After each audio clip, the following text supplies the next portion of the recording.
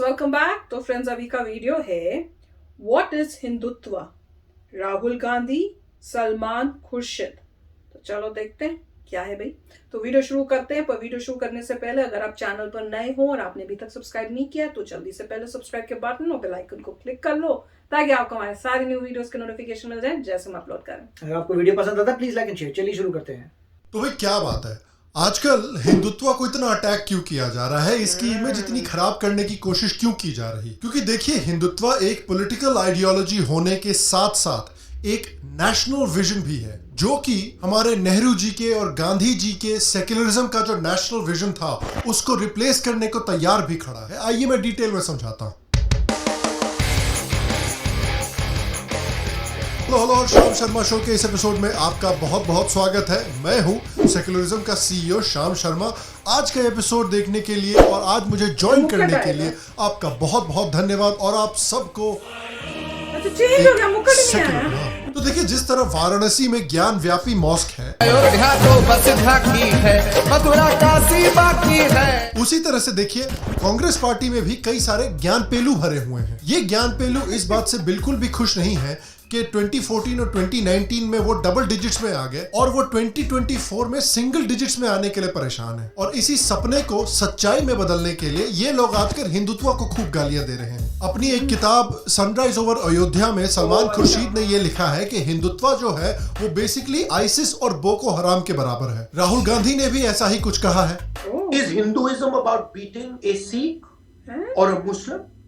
कुछ भी। Hindutva, of course, is. But is Hinduism about killing a clown? In which book is this written? I have not seen it. No, I do cooking, huh? Oh, seriously? Yeah, I do. I do quite a lot. बात सही है वैसे देखिए इनकी यार। देखिए कि Covid के समय पर किस तरह से आरएसएस के जो ये वर्कर्स हैं ये ऑक्सीजन टैंक को खाली करके इसमें हाइड्रोजन बम बना रहे हैं। देखिए किस तरह से ये आरएसएस वर्कर्स जो हैं वो जबरदस्ती मुसलमानों के मुंह में खाना ठूस रहे हैं। और उसके कंपैरिजन में आप आईसिस को देखिए। आईसिस तो भैया कोविड के पहले से भी लोगों को मास्क पहनने को सिखाता आ रहा है। और देखिए बहुत सारे लोगों ने ये सवाल पूछा है, बीजेपी के लोग राहुल गांधी जी को पप्पू क्यों बोलते? तो इसका जवाब ये रहा। What is the difference between Hinduism as we know it and Hindutva? If they are the same thing, why don't they have the same name? Why do they have a different name? They're obviously different things. भाई ये कह रहे हैं कि Hinduism और हिंदुत्व इतना different इसलिए है क्योंकि इनके दो अलग अलग नाम हैं। उसी तरह से राहुल गांधी जी को ये भी लगता है कि सोनिया गांधी और एंटोनिया माइनो ये भी दो अलग अलग लोग हैं।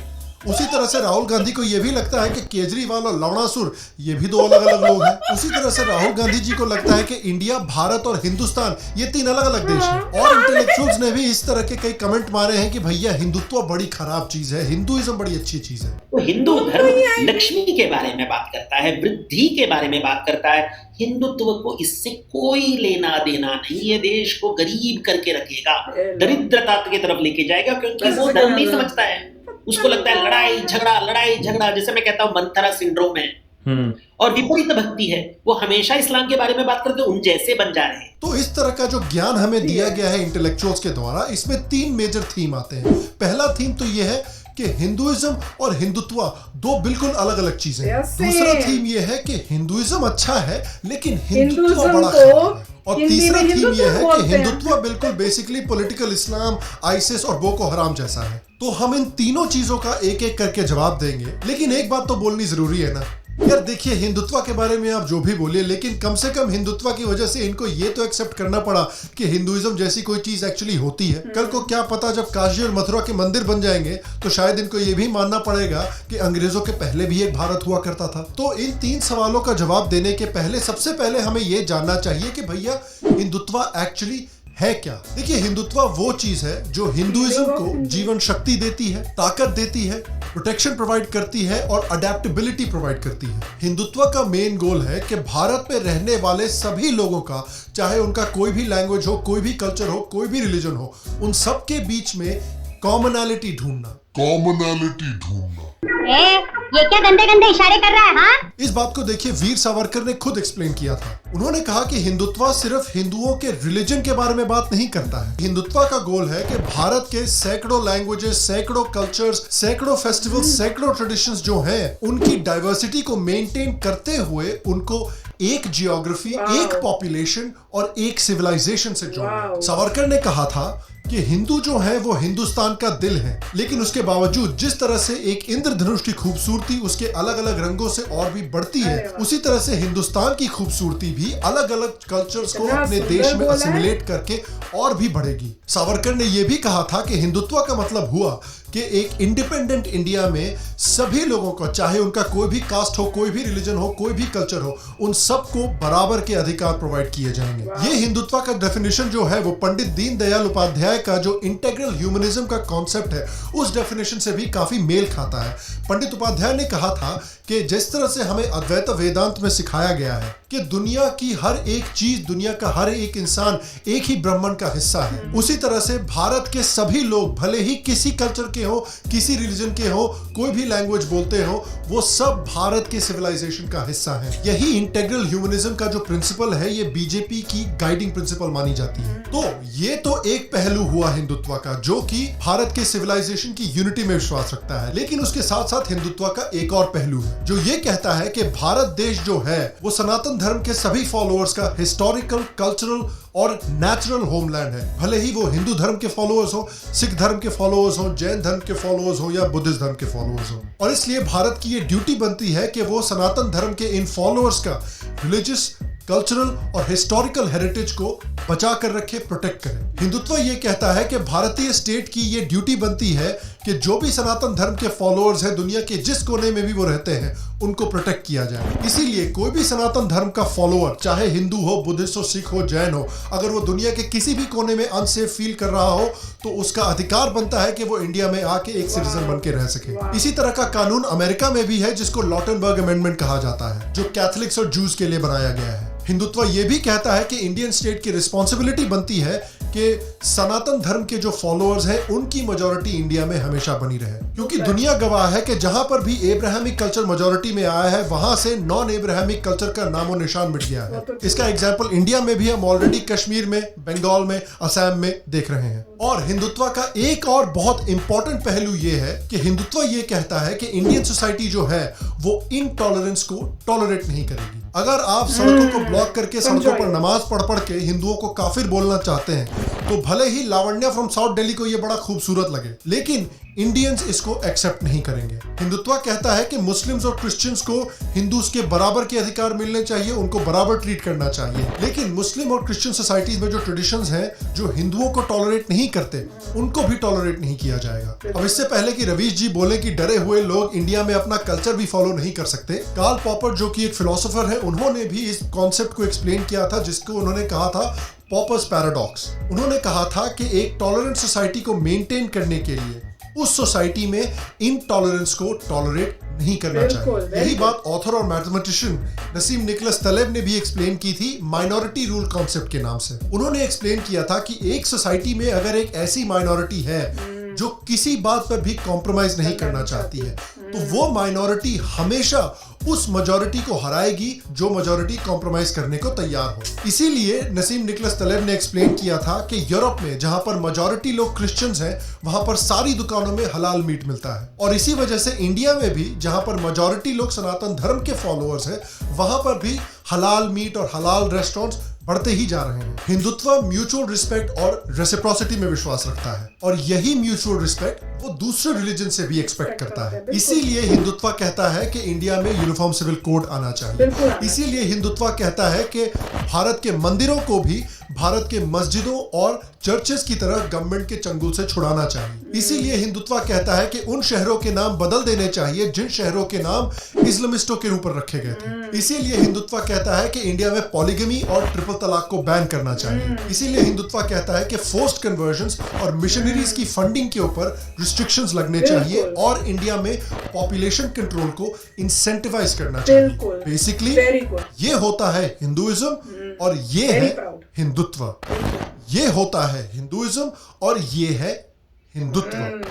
ये होता है हिंदुइज्म और ये है हिंदुत्व। वाह। और इसीलिए तो इतने सारे लोग हैं जो हिंदुत्व को अटैक करने के लिए इतना परेशान है, क्योंकि लोग जानते हैं कि किसी भी सोसाइटी को अगर कंट्रोल करना है तो उस सोसाइटी से उसके क्षत्रिय धर्म को या उसके वॉरियर स्पिरिट को निकालना बहुत जरूरी है। इसीलिए इंडियन आर्मी को हमेशा गालियां दी जाती हैं, इसीलिए हिंदुत्व को टॉक्सिक मैस्कुलिनिटी और ब्राह्मणिकल पेट्रियार्की के नाम पर गालियां दी जाती हैं। यही चीज अभी भी देखिए वेस्टर्न देशों में टॉक्सिक मैस्कुलिनिटी के नाम पर लोगों के साथ की जा रही है, और इसीलिए चाइना ने आजकल वेस्ट को पेल के रखा हुआ है। तो अब हमने ये तो समझ लिया है कि हिंदुत्व क्या है, अब ये देखते हैं कि क्या हिंदुत्व और इस्लामिज्म एक ही जैसे हैं। तो जैसा कि मैंने पहले बताया, हिंदुत्व का गोल है कि इंडियन सोसाइटी में जो सैकड़ों कल्चर्स हैं, लैंग्वेजेस हैं, ट्रेडिशंस हैं, फेस्टिवल्स हैं, उनकी डाइवर्सिटी को मेंटेन करते हुए उनको एक सिविलाइजेशन से जोड़ना। इसीलिए तो आरएसएस कहता है कि बिना मुसलमानों के हिंदू राष्ट्र कभी भी पूरा नहीं हो सकता। और उसके कंपैरिजन में इस्लामिज्म को देखिए, इस्लामिज्म ये चाहता है कि दुनिया को दो हिस्से में बांटा जाए,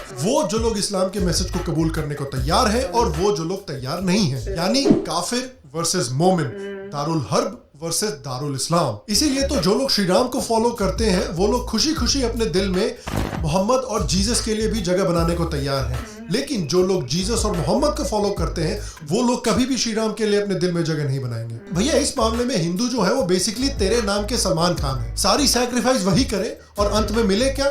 घंटा। इस्लामिज्म का गोल है पूरे दुनिया पर धीरे धीरे कब्जा करना। आईसिस क्या चाहता है कि पूरी दुनिया में एक इस्लामिक कैलिफेट बने। मुस्लिम ब्रदरहुड के लीडरशिप ने खुद कहा है कि वो चाहते हैं कि पूरी दुनिया में एक इस्लामिक कैलिफेट बने जहां पर शरिया का राज हो। अयान हर्सी अली ने एक रिपोर्ट लिखी है हूवर इंस्टीट्यूट में, जिसमें उन्होंने कहा है कि इस्लामिज्म का यही गोल है। सिक्योरिटी एनालिस्ट शेरिल बर्नार्ड ने भी कहा है कि पॉलिटिकल इस्लाम का यही गोल है। यहां तक कि डच इंटेलिजेंस एजेंसी AIVD ने भी यही कहा था कि पॉलिटिकल इस्लाम का गोल है कि वेस्ट के कॉन्स्टिट्यूशनल ऑर्डर को डिस्ट्रॉय किया जाए। हमारे पड़ोस में भी हमने देखा ही है कि गज़वा-ए हिंद की बहुत बातें होती रहती हैं। ये भी लिखा गया है कि गज़वा-ए हिंद के बारे में भी लिखा गया, अटक का दरिया दो दफा रंगीन होगा खून से। वो कश्मीर फतह करेंगे, उसके बाद इंशाल्लाह आगे चलेंगे। अभी भी मैच खत्म हुआ है एंड मेरी शक्ल ही उतर गई है, but what to do now, Australia has done it man. और इसी तरह से गुरुग्राम में जो पब्लिक नमाज हो रहा है, अमरावती में जो राइट्स हो रहे हैं, कश्मीर, असम और वेस्ट बंगाल में जो डेमोग्राफिक चेंज हुआ है पिछले 30 सालों में, उन सब का गोल यही है कि नॉन मुस्लिम्स पर कब्जा किया जाए और नॉन मुस्लिम्स की जमीन पर कब्जा किया जाए। और उसके कंपैरिजन में आप हिंदुत्व को देखिए, आरएसएस के किस मेंबर ने बोला है कि वो मक्का मदीना पर कब्जा करना चाहते हैं? अबे यार, हिंदुत्व से कश्मीर में हिंदू नहीं भेजे जा रहे, वो मक्का मदीना पर क्या कब्जा करेंगे यार? यहाँ तक कि जो लोग अखंड भारत की भी बात करते हैं, वो लोग सिर्फ भारत की हिस्टोरिकल बाउंड्रीज को कंप्लीट करने की बात करते हैं। कौन सा हिंदुत्ववादी ये कह रहा है कि भाई वो ब्राजील में राम मंदिर बनाना चाहते हैं? औरतों के राइट्स को ही देख लीजिए। इंडिया में जहां पर हिंदुत्व का राज चल रहा है वहां पर हिंदू मर्दों और हिंदू औरतों को बराबर के राइट्स हैं, लेकिन इस्लामिक देशों में अभी भी और इंडिया में भी मुस्लिम औरतों और मुस्लिम मर्दों को बराबर के राइट्स नहीं है शरीयत के हिसाब से। LGBTQ कम्युनिटी के राइट्स देख लीजिए। इंडिया में हिंदुत्व राज में ही LGBTQ को डिक्रिमिनलाइज किया गया है, जबकि मुस्लिम देशों में LGBTQ कम्युनिटी का क्या हाल है वो तो भैया आप जानते ही हैं। तो इंडिया में LGBTQ कम्युनिटी ऐसी है। अरे अरे चुप, एक मिनट, मेरी बात सुनो, मेरी बात सुनो। और मुस्लिम देशों में ऐसी है।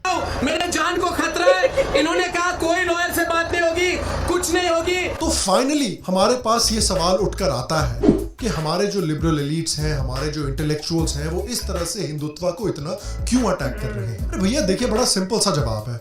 1947 से हमारे इंटेलेक्चुअल्स हमको ये घुट्टी पिलाते हुए आ रहे हैं कि नेहरूवियन और गांधी जी का जो सेक्युलरिज्म है वो है इंडिया का आइडेंटिटी और वो है इंडिया का नेशनल विजन। बिल्कुल उसी तरह से जिस तरह से अमेरिका का नेशनल विजन है अमेरिकन एक्सेप्शनलिज्म। लेकिन इस नेहरूवियन और गांधीयन सेक्युलरिज्म से इंडिया के लोग परेशान हो चुके हैं। क्यों? क्योंकि ये है हमारा secularism. What happened? Don't worry, look, I'm here to help you. Please don't get upset. Hey, don't worry. Listen. Fuck up. Get out. क्योंकि लोगों को याद है कि गांधी जी ने जब मुस्लिम अपीसमेंट की थी तो उसका जवाब क्या मिला? उसका जवाब मिला मोपला मैसेकर, उसका जवाब मिला डायरेक्ट एक्शन डे और उसका जवाब मिला पार्टीशन। और उसके ऊपर से जिन लोगों को गांधी जी ने सपोर्ट किया था उन्होंने कहा कि गांधी जी तो सबसे घटिया मुसलमान से भी खराब है क्योंकि वो काफिर हैं।